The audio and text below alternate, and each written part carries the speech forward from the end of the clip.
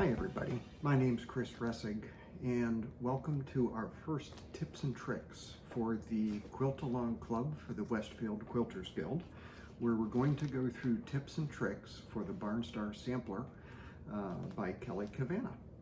And in today's session, we're going to talk about organizing our fabrics and actually how to store our blocks after they're done.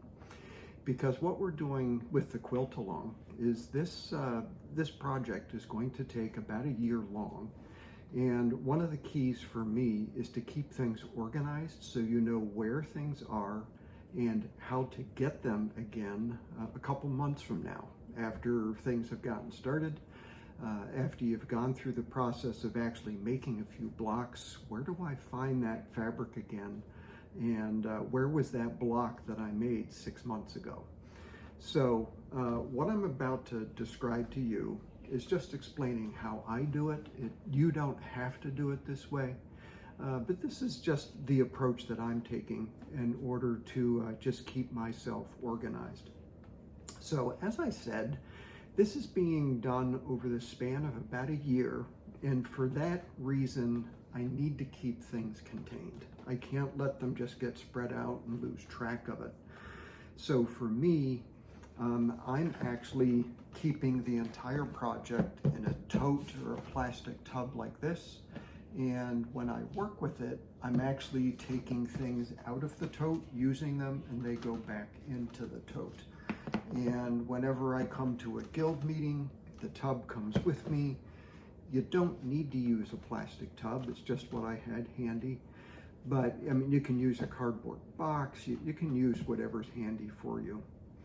Now, in terms of the Quilt Along and the Barnstar Sampler, it uses a lot of different fabrics. It uses between, based on your selection of fabrics, it actually uses 26 to 28 different fabrics, and keeping track of these can be an overwhelming task.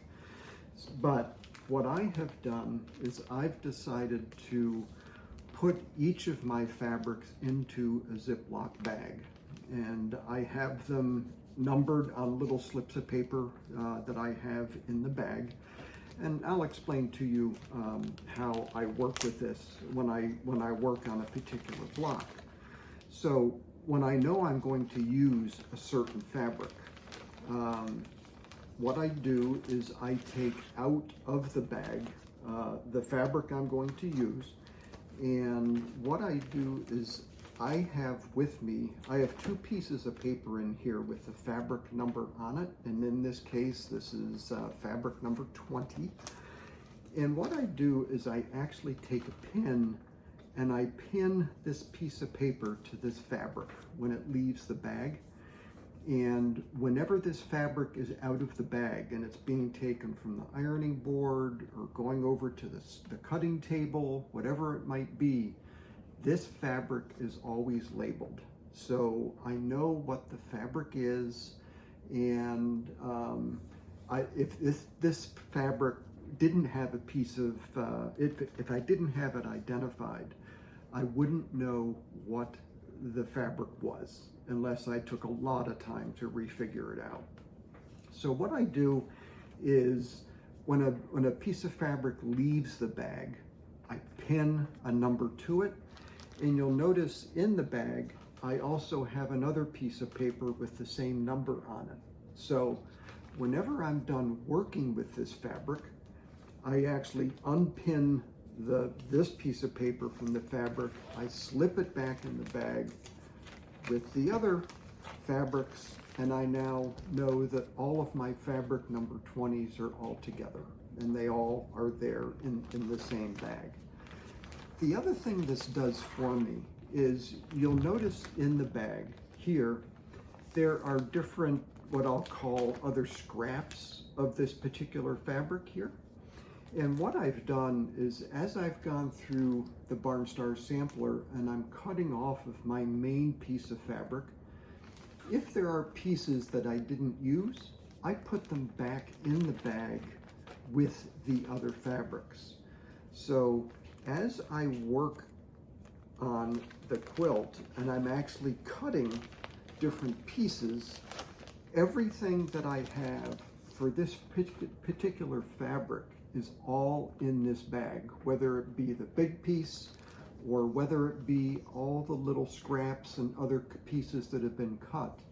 Everything is in this bag, and it just stays with me the whole time.